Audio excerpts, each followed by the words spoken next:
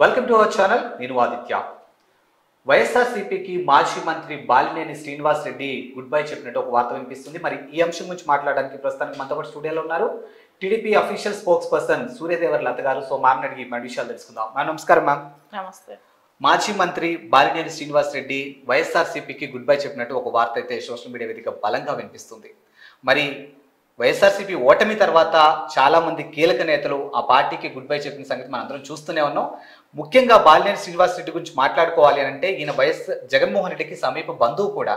మరి అలాంటిది ఇప్పుడు జగన్మోహన్ రెడ్డి పార్టీ కష్టకాలంలో ఉన్న టైంలో ఈయన గుడ్ బై చెప్పడానికి బిహైండ్ ఏమైనా కారణాలు ఉన్నాయంటారా? అంటే ఆయనకి వైసీపీ పార్టీలో మనం ఇప్పుడు గత కొద్ది రోజులుగా చూస్తూనే ఉన్నాం. ఇది బాలినేని గారు ఈ రోజు రేపు అని అంటున్నారు. రిజైన్ అయితే చేస్తాడనేది అనిపించింది. అది ఈ రోజు జరిగిపోయింది. అది ముందు నుంచే ఒక డౌట్ ఉంది. ఆ డౌట్కి కూడా మనకు ఒక క్లారిఫికేషన్ కూడా వచ్చింది కదా.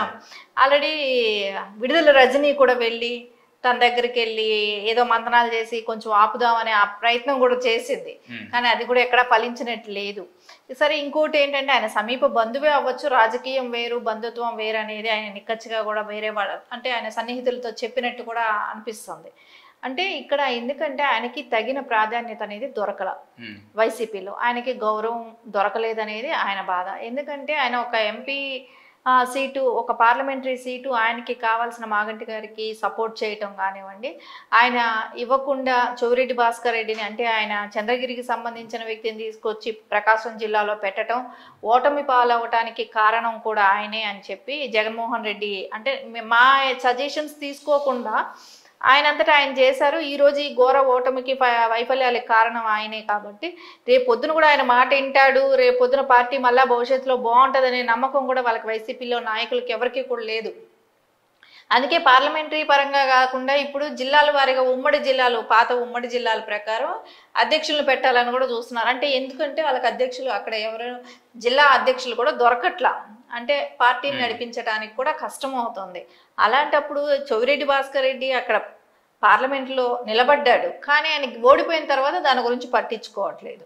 సో అలాంటప్పుడు అంటే మనకు గౌరవం లేని చోట మనం ఎందుకు ఉండాలి అనే ఒక ఉద్దేశంతో ఆయన అయితే అక్కడ నుంచి అంటే పార్టీ నుంచి కూడా వెళ్ళిపోవటానికి ప్రిపేర్ అయిపోయారు అనేది అయితే అర్థమవుతుంది కదా మనకు. అంటే ఇప్పుడు ఆయన ఏ పార్టీకి వెళ్తారు అంటే గతంలో మనం కూడా అనుకున్నదే, పవన్ కళ్యాణ్ గారితో ఉన్న సంబంధాల ప్రకారం ఆయనతో ఉన్న ఇది కలిశారు కూడా అన్నాయి అంటున్నారు కదా.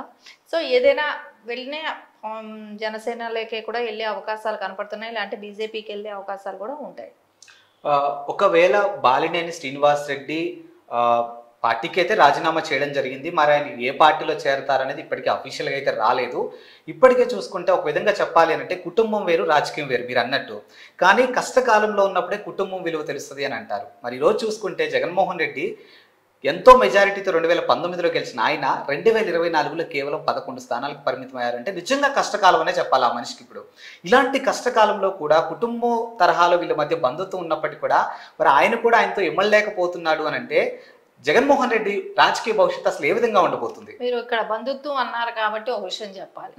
ఆయన సంతోషంగా సుఖంగా హ్యాపీగా ఎంజాయ్ చేశాడు సీఎంగా 5 సంవత్సరాలు. ఆ రోజు సొంత కుటుంబ సభ్యులైన చెల్లిని తల్లిని వాళ్ళనే పట్టించుకోని వ్యక్తి అంటే ఎక్కడో దూరపు చుట్టమైన బాలినేని గారి గురించి ఆలోచిస్తాడా? ఆయనకి 22 వరకు ఆయన మినిస్టర్గా ఉన్నాడు. తర్వాత ఆయన కూడా మినిస్టర్గా పక్కన పెట్టినట్టు జరిగింది.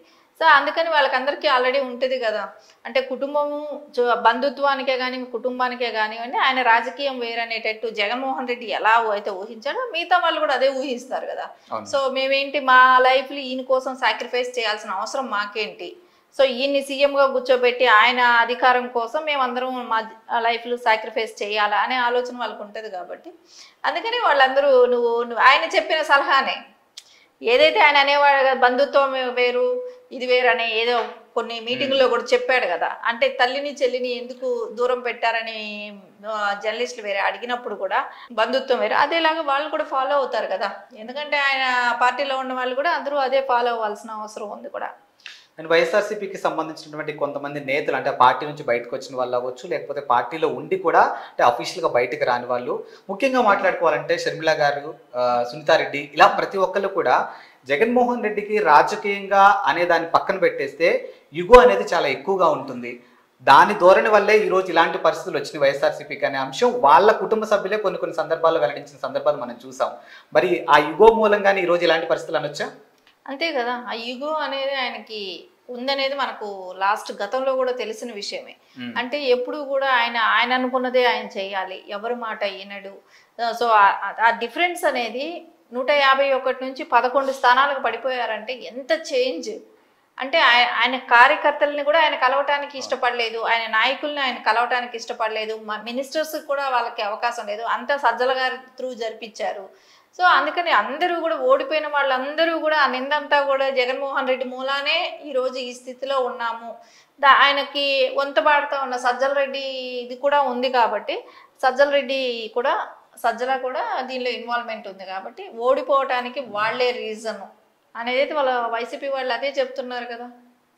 ఎస్, మేడం చెప్పినట్టు బాలినేని శ్రీనివాస్ రెడ్డి ఎట్టకేలకైతే వైఎస్ఆర్సీపీ పార్టీకి అయితే గుడ్ బై చెప్పారు. మరి అఫీషియల్ గా నేను ఏ పార్టీలో ఉంటాను, ఏ పార్టీలో నా రాజకీయ భవిష్యత్తు నేను ముందుకు తీసుకెళ్తాననే విషయం అయితే ఇంకా కన్ఫర్మేషన్ రాలేదు. కాబట్టి వీటన్నిటికీ కన్ఫర్మేషన్ రావాలి, వీటన్నిటికీ ప్రశ్నలు మనకు దొరకాలి అంటే మరికొద్ది రోజులు వెయిట్ చేయాల్సిందే. థ్యాంక్ యూ అండి, thank you so much ma'am.